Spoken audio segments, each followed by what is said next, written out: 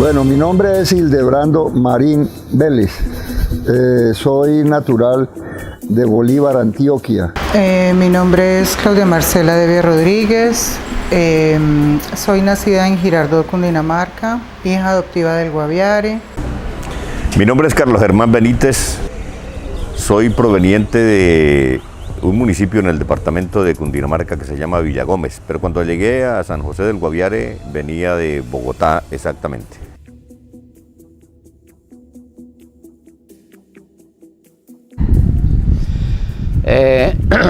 Resulta que yo en mi infancia fui criado con un par de abuelitos, mis abuelos, mi abuela y mi abuelo, y mi persona, éramos tres en la finca. Inclusive me dio muy duro la infancia, porque en ese tiempo pues yo fui el mensal de la casa, pues, para sacar agua, que para rozar, para sembrar el maíz, el arroz, todo se cultivaba en la casa. Entonces yo en ese tiempo pequeño, todavía diga usted como de 10 años, me fabricaba una tabla, hacía la figura de un instrumento y le ponía una caja de galletas por debajo y la amarraba con cabulla por ahí para que sonara, le ponía nylon de pescar para que sonara y bueno, sí. Y entonces un día mi abuelo me dijo, mijo, ¿qué quiere ser músico? Entonces yo le dije, sí, abuelo, yo quiero ser músico. Dijo, le voy a traer un requinto. Y en una salida de Villavicencio me llevó el requinto, ¿sí? Y por ahí un primo todavía medio sabía afinar y me dio las primeras, ¿sí?, clases como de cómo se afinaba. Y resulta que mi abuelo era un tipo muy criollo, muy inteligente, para coflero, cantaba, y entonces a él le invitaban mucho a las parrandas, y detrás de él, entonces me llamaba a mí, y entonces yo me le acercaba a los músicos a ponerles cuidado cómo era, porque siempre el instrumento mío favorito fue la bandola llanera, ¿sí? Entonces yo me le pegaba al bandolista a mirar y llegaba a la casa y cogía mi bandola a recalcar lo que el otro hacía. Y así empecé yo los primeros pasos a la bandola llanera. De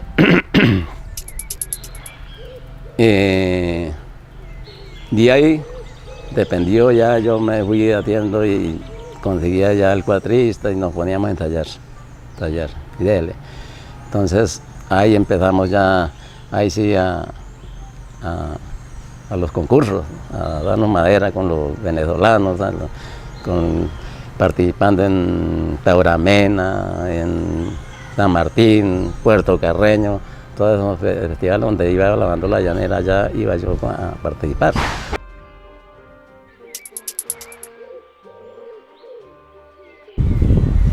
Bueno, llega el año 91 y viene esa transición entre comisaría a gobernación. Está el doctor Álvaro Gaitán Suárez, es el primer gobernador nombrado por el gobierno nacional. A él le toca enfrentar una situación que se venía dando desde hace tiempos, y era la municipalización del retorno Calamar y Miraflores. Es allí donde ya a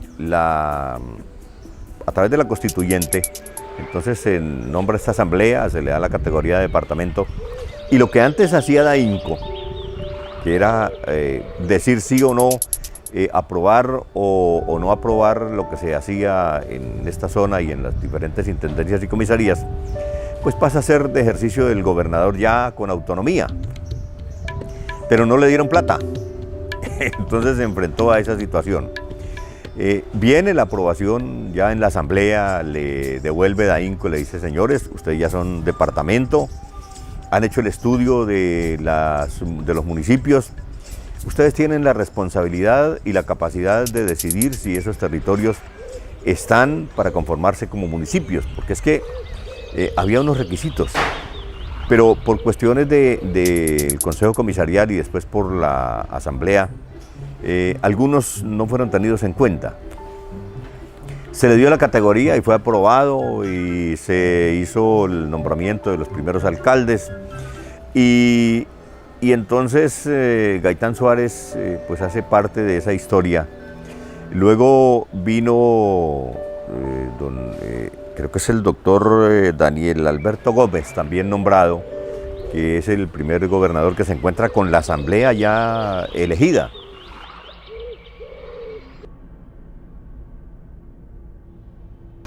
Al año siguiente entra Francisco Gómez Reynoso como comisario especial, me nombra, hay presupuesto y participo, teniendo en cuenta que había una niña, creo que de apellido Castelblanco o Castiblanco, algo así. Ya había ido en representación del Guaviare, pero pues creo que la niña no sonó mucho. Se me confió esa gran responsabilidad, la acepté, para mí fue un reto. Debo aclarar algo, los reinados me encantan, pero para criticar, no para que me critiquen. Sin embargo, puedo decir que fueron dos experiencias que marcaron mucho mi vida y que me han ayudado mucho a nivel cultural, a nivel de educación, en todo este tipo de cosas, porque pues se empieza uno a codear con personas de distintos medios, ¿no? Entonces tiene facilidad para muchas cosas.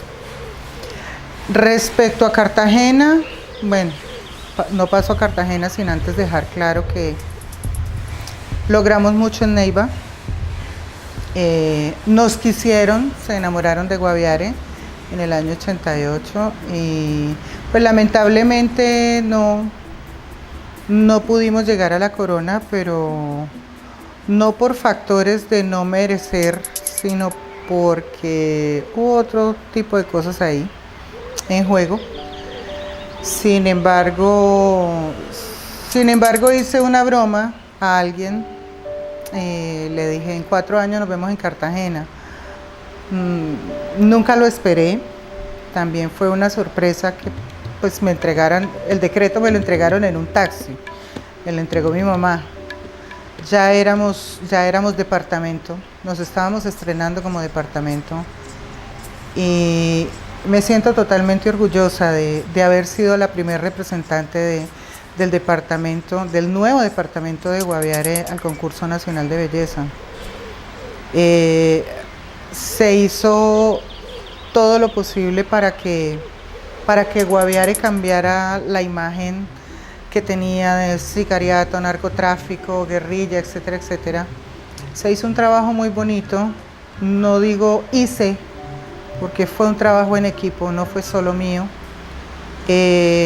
La prensa nos ayudó muchísimo con esto, nos dieron portada de revista, muchas cosas.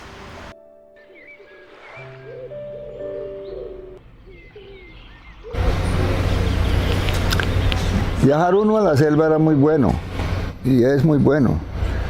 En la época en que yo entré al Guayabero no había ningún problema, no había sino gente buena únicamente. Uno llegaba a cualquier parte y a uno le daban su tazaja de guarapo y le daban comida, no había ningún problema. Cuando yo llegué por allá, yo tenía una embarcacioncita propia, un motorcito pequeño, pero yo me podía movilizar fácilmente. Y había la dificultad de la comida, de los vegetales, porque eran muy poquitos las personas que estaban cultivando. Pero sí le decían a uno cuando yo empecé a abrir la tierra allá en el Guayabero, habían unos vecinos que tenían sus cultivos de plátano, de yuca, y me decían, bien pueda lleve, pero lleve semilla también para que siembre. Y así fui haciendo mis cultivos. Y yo ya después mantenía mis cultivos de plátano, de yuca, de todo. E incluso yo les regalaba a la gente porque se perdía prácticamente la comida. Era muy bueno. En cuanto a la cacería, había mucha cacería. Había mucha gente que desperdiciaba también. Gente que eran capaz de coger una punta de cajuches, de 200 o 300 cajuches y matar hasta que se les acababa el peltrecho. Esas eran cosas que prácticamente yo creo que eran como animaladas o bestialidades. Pero sí, uno se iba para el monte y se podía conseguir un cajuche, un venado, una lapa, sin mucho problema, ahí casi al pie de la casa. Una época muy maravillosa. Yo recuerdo esas épocas con nostalgia y con tristeza, porque desgraciadamente hoy en día ya no se puede volver a hacer eso. Primero que todo por la seguridad y porque el ser humano también ha acabado con muchas especies, las ha depravado, se pudiera decir. Se han acabado muchas cosas.